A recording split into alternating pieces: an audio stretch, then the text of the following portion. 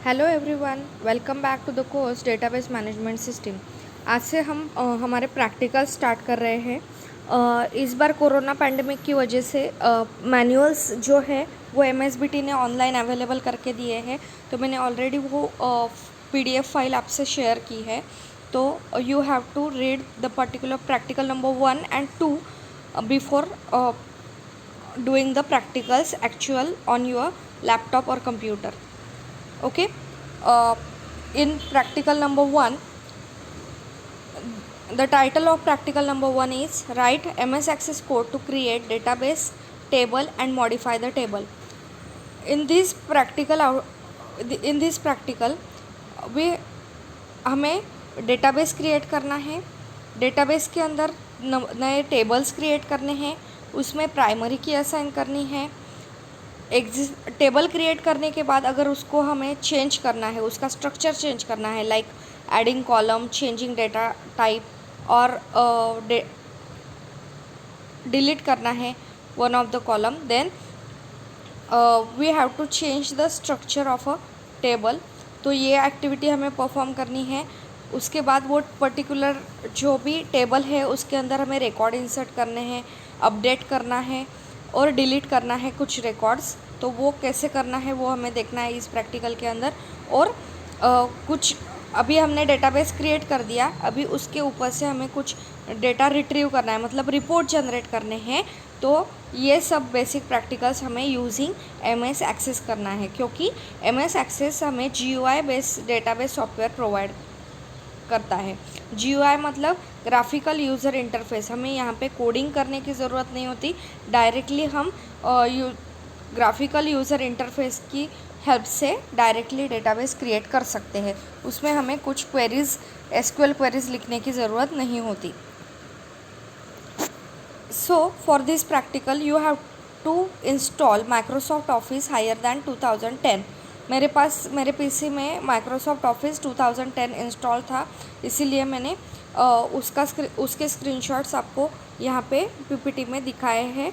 आप higher versions भी use कर सकते हैं।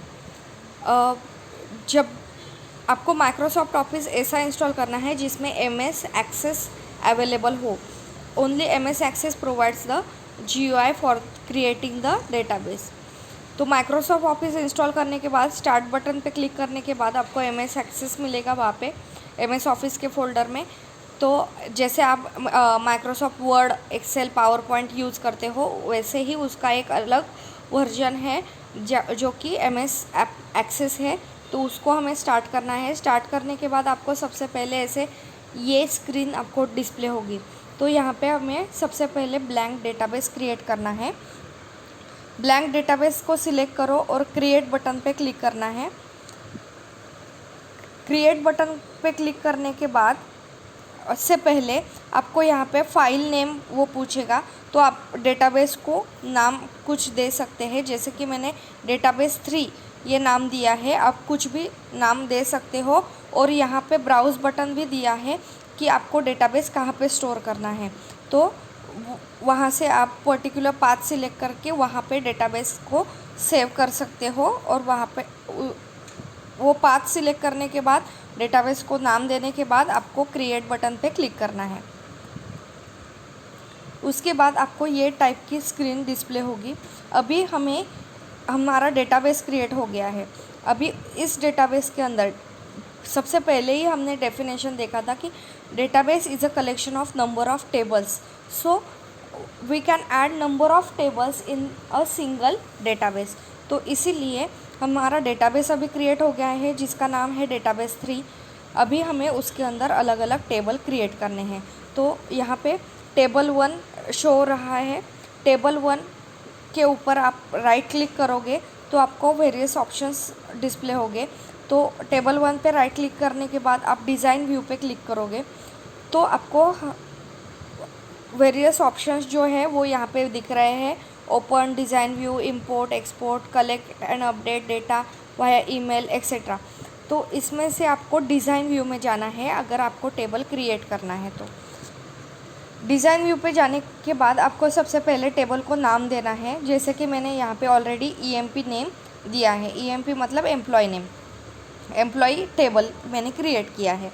Okay, now after going into design view, आपको ये टाइप का स्क्रीन डिस्प्ले होगा। यहाँ पे आपको various types of columns add करने हैं। टेबल, हम डेटाबेस क्रिएट कर लिया, डेटाबेस के अंदर हमें टेबल क्रिएट किया, पर टेबल कैसे होता है? Table is a collection of rose and columns, is a structure of rose and columns. मतलब सबसे ऊपर कॉलम्स रहते हैं, कॉलम के ऊपर हेडिंग रहता है like roll number, name, address, phone number etcetera, और उसके अंदर फिर हम रो बाय रो डेटा इंसर्ट करते हैं of a particular student or any employee. So you have to first create the columns. That columns are also known as attributes. तो हमें वो attributes यहाँ पे डालने हैं। तो यहाँ पे field name के कॉलम पे आपको कॉलम का नाम ऐड करना है, और डेटा टाइप के कॉलम में वहाँ पे ड्रॉप डाउन अवेलेबल है, वो ड्रॉप डाउन से आपको ऑटोमेटिकली उसका डेटा टाइप सिलेक्ट कर सकते हैं। लाइक दिस, मैंने टेबल को EMP नाम दिया था, इसीलिए मैंने फील्ड नेम में कॉलम्स ऐड किए, employee ID, employee name, salary and address. As employee ID is primary key attribute, मतलब उसमें हमें डुप्लीकेट नहीं चाहिए, क्योंकि सेम ID का मल्टीपल एम्प्लॉयज़ एक ही कंपनी में नहीं रहते। ID शुड बी यूनिक, इसलिए यहाँ पे उसको ऑटो नंबर मैंने डेटा टाइप सिलेक्ट किया है।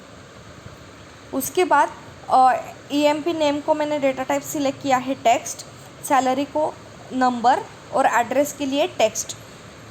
ये सब सिलेक्ट करने के बाद आपको जितने एट्रीब्यूट्स वो पर्टिकुलर टेबल में ऐड करने हैं, वो यहाँ पे आप 1 बाय 1 ऐड कर सकते हो। और अगर आपको कुछ डिस्क्रिप्शन लिखना है तो आगे डिस्क्रिप्शन कॉलम में आपको उसका डिटेल लिख सकते हो। अभी प्राइमरी की जो है वो क्यों यूज़ की जाती है? तो प्राइमरी की मतलब क्या? अभी एम्प्लॉय ID है, जैसे कि मैंने बोला कि उसमें हमें यूनिक नंबर्स चाहिए हैं, उसमें डुप्लीकेट्स अलाउ नहीं करने हैं हमें। तो डुप्लीकेट्स अलाउ नहीं करने हैं, इसीलिए हम प्राइमरी की अप्लाई कर सकते। प्राइमरी की क्या करती है? तो वो पर्टिकुलर फील्ड में जहाँ पे हम प्राइमरी की असाइन करेंगे, वहाँ पे नल वैल्यूज़ अलाउ नहीं रहती है। Null values are not allowed and duplicates are not allowed.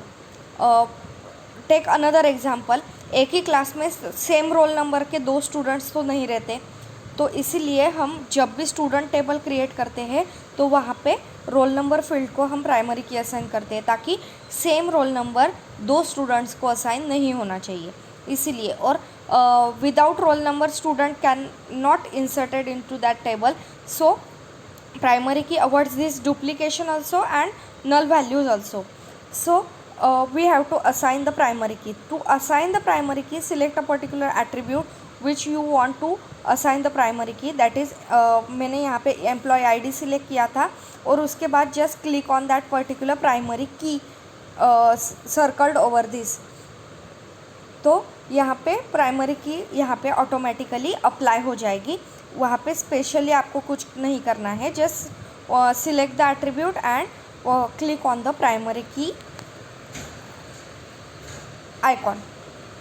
Now ये हमारा अभी टेबल क्रिएट हो गया है। अभी टेबल क्रिएट हो गया है, उसको सेव करो। सेव करने के बाद वो पर्टिकुलर टेबल नेम जो लेफ़्ट साइड में दिख रहा है, उस पर डबल क्लिक करो।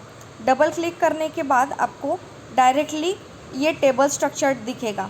टेबल स्ट्रक्चर दिख रहा है ये एज़ पर दिस स्क्रीनशॉट। यहाँ पे मैंने एम्प्लॉय पे क्लिक किया, एम्प्लॉय पे क्लिक करने EMP पे क्लिक किया, उसके बाद मुझे ये स्ट्रक्चर दिख रहा है। मैंने वहाँ पे 4 एट्रीब्यूट्स ऐड किए थे, employee ID, employee name, salary and address. वो सारे एट्रीब्यूट्स कॉलम हेडिंग में डिस्प्ले हो रहे हैं, और उसके बाद हम 1 बाय 1 उसमें रो डायरेक्टली इंसर्ट कर सकते हैं।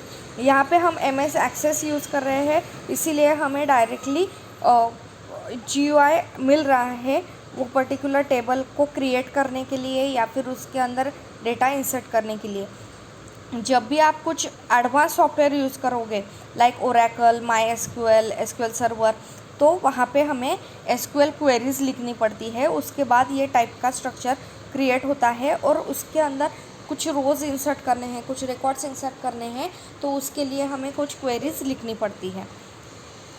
तो वन बाय वन डायरेक्टली जैसे हम MS एक्सेल में वो पर्टिकुलर रोज़ टाइप करते हैं, वैसे ही हमें यहाँ पे रिकॉर्ड्स इंसर्ट करने हैं ये पर्टिकुलर डेटाबेस में।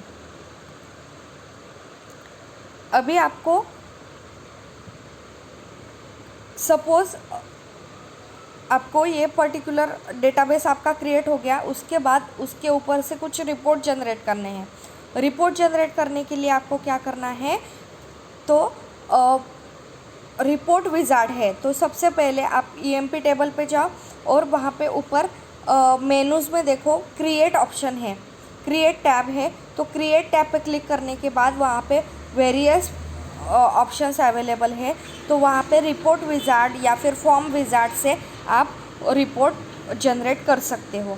तो जब आपको रिपोर्ट जनरेट करना है तो go to the database, then click on the create tab, then click on the report wizard। Report wizard click करने के बाद आपको ये टाइप की स्क्रीन डिस्प्ले होगी। उसके बाद आपको कौन से एट्रीब्यूट रिपोर्ट में ऐड करने हैं, कौन से कॉलम नेम्स ऐड करने हैं, रिपोर्ट में कौन से एट्रीब्यूट दिखने चाहिए, ये आप सिलेक्ट कर सकते हो by using that particular selected fields and available fields. जो भी फील्ड्स आपको रिपोर्ट में डिस्प्ले करने हैं वो आपको शिफ्ट करने हैं सिलेक्टेड फील्ड्स में और नेक्स्ट पे क्लिक करना है।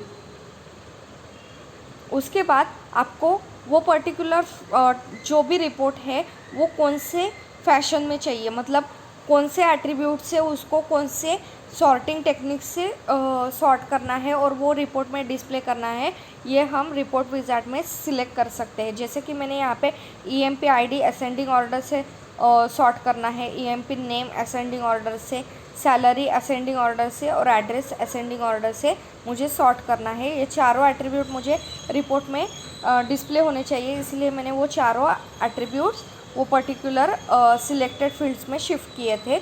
और उसके बाद नेक्स्ट पे क्लिक करने के बाद मैंने इन सब की ऑर्डर सेट की है। You can sort the particular attribute ascending और in descending order and then click on next.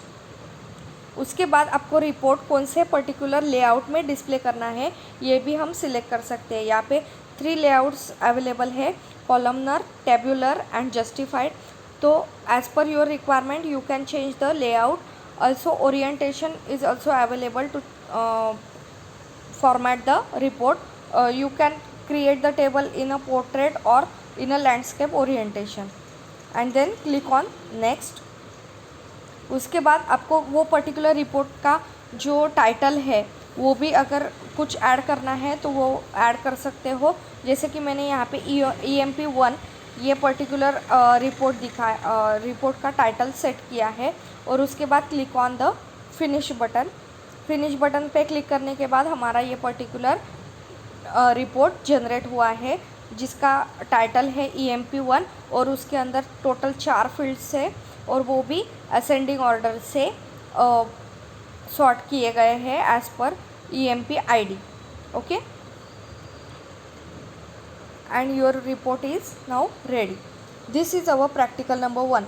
If you want to change the columns in the table, if you want to modify the structure of a table, then you have to click on the on particular table name, right click on that EMP table and then go to design view, right click on particular table name, then go to design view। Design view पे click करने के बाद आपको जो भी existing table है वो display होगा। जो भी एट्रीब्यूट आपको डिलीट करना है उसको सिलेक्ट करो और उसको रिमूव करो। रिमूव करने के बाद ऑटोमेटिकली वो कॉलम वो पर्टिकुलर टेबल से निकल जाएगा। अगर आपको एग्जिस्टिंग टेबल का स्ट्रक्चर चेंज करना है तब भी आपको सेम प्रोसीजर फॉलो करनी है। Go to right click on that particular table name, go to design view, then वो पर्टिकुलर एट्रीब्यूट सिलेक्ट करो और उसका डेटा टाइप चेंज करो। तो ये हुआ हमारा complete practical number 1। Now are moving up to practical number 2.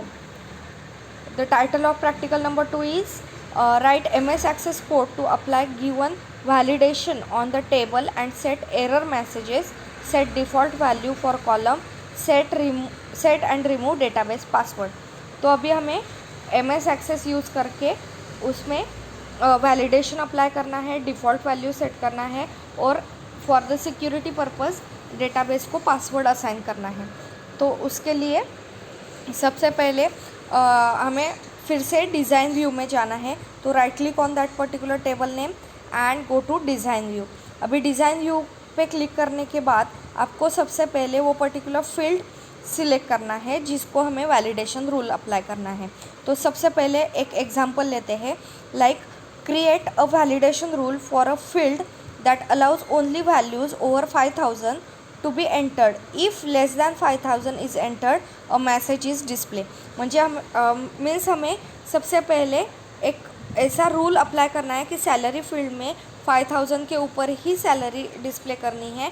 अगर किसी ने लोअर दैन 5000 वैल्यू इंसर्ट की तो उसको मैसेज प्रॉम्प्ट होना चाहिए कि less than 5000 is not allowed, आप ग्रेटर दैन 5000 वैल्यू इंसर्ट करो.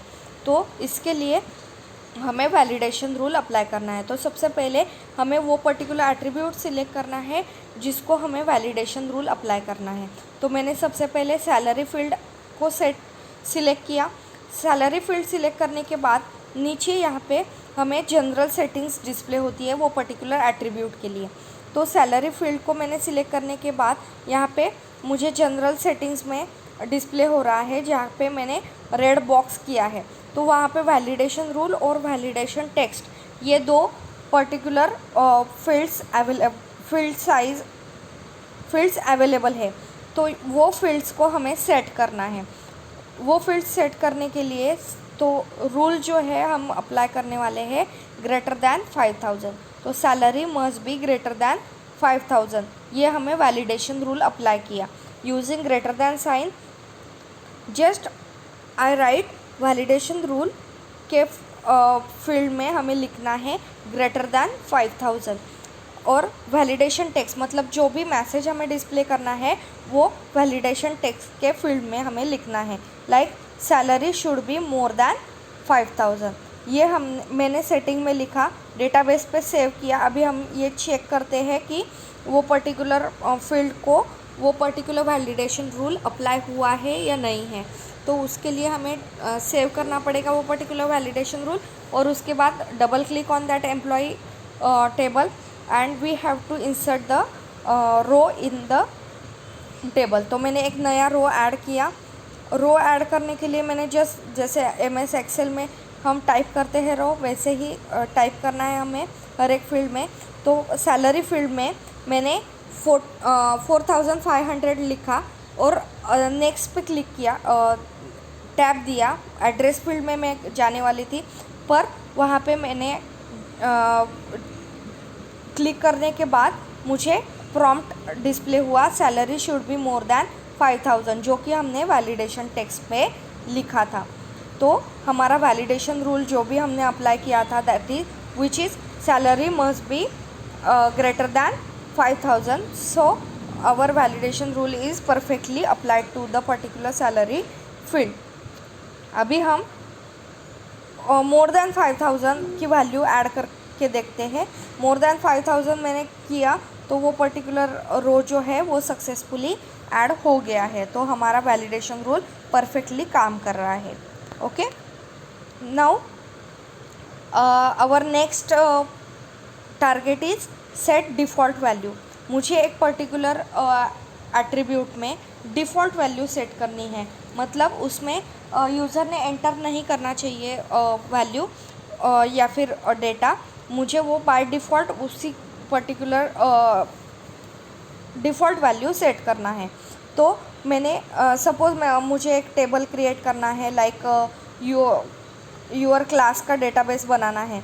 तो आपके क्लास का डेटाबेस बनाने के लिए मैं वहाँ पे डिपार्टमेंट ऐड करूँगी और डिपार्टमेंट में मैं आपके क्लास का बनाने वाली हूँ तो आपका सबका जो भी डिपार्टमेंट रहेगा वो कंप्यूटर डिपार्टमेंट रहेगा. इसीलिए मैं एक पर्टिकुलर फील्ड को डिफ़ॉल्ट वैल्यू सेट कर दूँगी, like department name is equals to computer engineering department. तो उसकी वजह से क्या होगा, हर बार आपको वो ऐड करने की ज़रूरत नहीं, वो ऑटोमेटिकली वहाँ पे जब भी न्यू रो आएगी तब वो बाय डिफ़ॉल्ट वैल्यू वहाँ पे सेट रहेगी। तो उसके लिए हमें क्या करना है, उसके लिए अभी डिफ़ॉल्ट वैल्यू ईएमपी आईडी को मैं नहीं दे सकती, एम्प्लॉय नेम भी डिफ़ॉल्ट नहीं रह सकते, सैलरी भी नहीं रख सकते और एड्रेस भी नहीं रख सकते। इसीलिए मैंने एम्प्लॉय टेबल के अंदर एक न्यू एट्रीब्यूट ऐड किया, डिपार्टमेंट DEPT नाम का, उसका डेटा टाइप सिलेक्ट किया टेक्स्ट, और उसी को मैंने डिफ़ॉल्ट वैल्यू सेट करना है। तो उसके जनरल सेटिंग में मुझे नीचे दिख रहा है, मैंने बॉक्स किया है देखो, डिफ़ॉल्ट वैल्यू, और उसके आगे मैंने जस्ट लिखा कि कंप्यूटर इंजीनियरिंग, ऐसे एक डिफ़ॉल्ट वैल्यू मैंने सेट कर दी। अभी हम चेक करते हैं कि वो डिफ़ॉल्ट वैल्यू ऑटोमेटिकली अप्लाई हुई है या नहीं। तो उसके पहले सबसे पहले आपको डेटाबेस को सेव करना पड़ेगा। डेटाबेस को सेव करने के बाद अभी हम न्यू रो जब भी ऐड करेंगे तब वहाँ पे DEPT के अंदर डायरेक्टली कंप्यूटर इंजीनियरिंग आ रहा है। अभी वो डायरेक्टली 9th रो पे क्यों आया, क्योंकि हमने अभी न्यू फील्ड ऐड किया DEPT, इसीलिए वो अभी ऐड हुआ। पहले DEPT नाम का फील्ड नहीं था, इसीलिए वो फील्ड सब ब्लैंक थे। ओके, अभी मुझे एक नया वैलिडेशन रूल अप्लाई करना है। Take a example, mobile number must be consist of 10 digits. अभी उसको 10 डिजिट ही सेट करना है वो पर्टिकुलर मोबाइल नंबर में। कुछ लोग क्या करते हैं हर बार कि मोबाइल नंबर टाइप करते वक्त नंबर ऑफ़ डिजिट मिस हो जाते हैं, लाइक 9 डिजिट्स या फिर 8 डिजिट्स कम हो जाते हैं, या फिर बाय मिस्टेकनली 11 डिजिट्स या फिर 12 डिजिट्स इंसर्ट हो सकते हैं। तो इसीलिए हम वैलिडेशन रूल हमें अप्लाई करना है कि मोबाइल नंबर फील्ड में हमें 10 डिजिट कंपलसरीली चाहिए है, नॉट लेस दैन 10 और नॉट मोर दैन 10। तो इसीलिए हमें मोबाइल नंबर को वो पर्टिकुलर वैलिडेशन अप्लाई करना है। तो just like same procedure, right click on that particular field table name, go to design view. अभी हमारे टेबल में मोबाइल नंबर एट्रीब्यूट नहीं था, इसीलिए मैंने न्यू फील्ड ऐड किया मोबाइल नंबर, उसका डेटा टाइप सिलेक्ट किया नंबर, और उसके जनरल सेटिंग में मुझे वैलिडेशन रूल लिखना है। अभी वैलिडेशन रूल हमें सेट करने के लिए क्या करना पड़ेगा, तो वैलिडेशन रूल में मैंने लेस दैन और equal to 9 times 8 9 times 9 and 8 and less than और equal to 9 times 9 and 8 and greater than और इक्वल टू 1 एंड 9 टाइम्स 0। ये पर्टिकुलर वैलिडेशन रूल हम अगर अप्लाई करते हैं तो वो जो पर्टिकुलर वैल्यूज़ है, मतलब 10 डिजिट फॉर्म करने के लिए जो भी वैल्यू लगेगी वो वहाँ पे ऐड हो जाएगी। उसके बाद वैलिडेशन टेक्स्ट हमें ऐड करना है। तो उसके अंदर मैंने मैसेज लिखा, mobile number must be consist of 10 digit. तो अभी ये पर्टिकुलर वैलिडेशन रूल अप्लाई हुआ है या नहीं वो हम चेक करते हैं। मैंने डेटाबेस सेव कर लिया। डेटाबेस सेव करने के बाद एक न्यू रो ऐड कर रही हूँ। न्यू रो ऐड करने के बाद जैसे कि हमने डिफ़ॉल्ट वैल्यू सेट की थी कंप्यूटर इंजीनियरिंग, वो ऑटोमेटिकली आ रही है। उसके बाद मुझे सैलरी भी 5000 से ज़्यादा ही डालनी है, क्योंकि ऑलरेडी वो भी हमने वैलिडेशन रूल अप्लाई किया था। तो वहाँ पे अगर मैंने लेस दैन 5000 दिया तो वहाँ पे भी मुझे एरर आएगा, इसीलिए मैंने मोर दैन 5000 सैलरी इंसर्ट की है। डिफ़ॉल्ट वैल्यू तो डिपार्टमेंट फील्ड के लिए आई है। अभी मैंने ओनली 4 डिजिट ऐड किए, 1 2 3 4 इन अ मोबाइल नंबर, और नेक्स्ट पे क्लिक किया तो मुझे प्रॉम्प्ट आया mobile number consist of 10 digit. तो हमारा वैलिडेशन रूल परफेक्टली काम कर रहा है। अभी हमें कंप्लीट 10 डिजिट इंसर्ट करके देखा तो 1 2 3 4 5 6 7 8 9 और 0 ऐसे 10 डिजिट मैंने ऐड किए। तो कम्प्लीटली 10 डिजिट होने के बाद नेक्स्ट पे क्लिक किया तो वो पर्टिकुलर मोबाइल नंबर उसने एक्सेप्ट कर लिया। तो इसकी वजह से हमारा वैलिडेशन रूल परफेक्टली काम कर रहा है। Now take our next practical objective, which is set a database level password. अभी फॉर सिक्योरिटी पर्पज़ हमें डेटाबेस को पासवर्ड अप्लाई करना है. तो पासवर्ड अप्लाई करने के लिए सबसे पहले हमें क्या करना पड़ेगा, फाइल मेनू पे क्लिक करके इन्फो में जाके आपको यहाँ पे नीचे डिस्प्ले होगा एनक्रिप्ट विथ पासवर्ड, ये ऑप्शन आपको डिस्प्ले होगा. Encrypt go to file menu, info में जाओ और उसके बाद एनक्रिप्ट विथ पासवर्ड पे क्लिक करने के बाद आपको एक नया प्रॉम्प्ट डिस्प्ले होगा that you must have to open the database with exclusive rights. जब भी आप डेटाबेस को पासवर्ड अप्लाई करना है तो आपके पास एक्सक्लूसिव राइट्स होने चाहिए वो पर्टिकुलर डेटाबेस के. इसीलिए आपको सबसे पहले डेटाबेस को क्लोज़ करना है. डेटाबेस को क्लोज़ करने के बाद आपको सबसे पहले ओपन करना है डेटाबेस एक्सक्लूसिवली. तो उसके लिए go to file menu, go to open, और डेटाबेस को ओपन करने के बाद आपको ऐसे टाइप की विंडो डिस्प्ले होगी. उसके बाद आपका डेटाबेस आप सिलेक्ट करो और ओपन करने के बाद के बटन के पास आपको जो एक स्मॉल एरो डिस्प्ले हो रहा है वहाँ पे क्लिक करने के बाद आपको यहाँ पे ऑप्शंस मिलेंगे, open read only, open exclusive and open exclusive read only. तो उसमें से आपको सिलेक्ट करना है ओपन एक्सक्लूसिव. उसके वजह से आप डेटाबेस को पासवर्ड अप्लाई कर सकते हो. उसके बाद आप क्लिक करो encrypt with password, encrypt database with password. उसके बाद आपको ये टाइप का प्रॉम्प्ट डिस्प्ले होगा सेट डेटाबेस पासवर्ड. उसमें पासवर्ड ऐड करो और वेरीफाई करो और ओके पे क्लिक करने के बाद आपका पासवर्ड ऑटोमेटिकली अप्लाई हो जाएगा. उसके बाद फिर से डेटाबेस को आप क्लोज़ करो और ओपन करने, जब भी आप ओपन करोगे वो पर्टिकुलर डेटाबेस तब आपको डेटाबेस का प्रॉम्प्ट ऐसे टाइप में डिस्प्ले होगा, पासवर्ड रिक्वायर्ड. तो जो भी आपने पासवर्ड सेट किया है वो आपको यहाँ पे टाइप करना पड़ेगा और ओके पे क्लिक करने के बाद ही आपको वो पर्टिकुलर डेटाबेस ओपन होगा. अगर आपको वही सेम रिमूव करना है पासवर्ड तो सेम प्रोसेस है. डेटाबेस को एक्सक्लूसिवली ओपन करो और डिक्रिप्ट डेटाबेस पे क्लिक करो, आपका पासवर्ड रिमूव हो जाएगा. This is all about our practical number 1 and 2. Just practice it at home and आपको एक वर्ड डॉक्यूमेंट बनाना है जिसमें ये टाइप के आप अलग घर पे प्रैक्टिस करो और अलग स्टूडेंट टेबल आपको बनाना है. स्टूडेंट टेबल पे ये सारे एक्टिविटीज़ आपको परफॉर्म करने हैं और सारे एक्टिविटीज़ परफॉर्म करने के बाद आपको वर्ड डॉक्यूमेंट में उसके स्क्रीनशॉट्स और स्टेप्स जैसे कि मैंने यहाँ पे पीपीटी में डिस्प्ले किए हैं वैसे ही आपको वर्ड डॉक्यूमेंट में कॉपी पेस्ट करके वो पर्टिकुलर वर्ड डॉक्यूमेंट बना के रखना है for the practical assignments.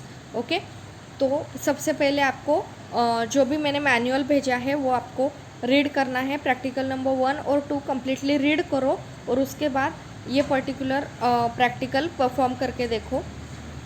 Perform करते वक्त उसके स्क्रीनशॉट लेके स्टेप बाय स्टेप जैसे कि मैंने इसमें डिस्प्ले किया पीपीटी में वैसे ही आपको वर्ड डॉक्यूमेंट वही सीक्वेंस से आपको बनाना है और आपको सेव करके रखना है for checking the practical manuals.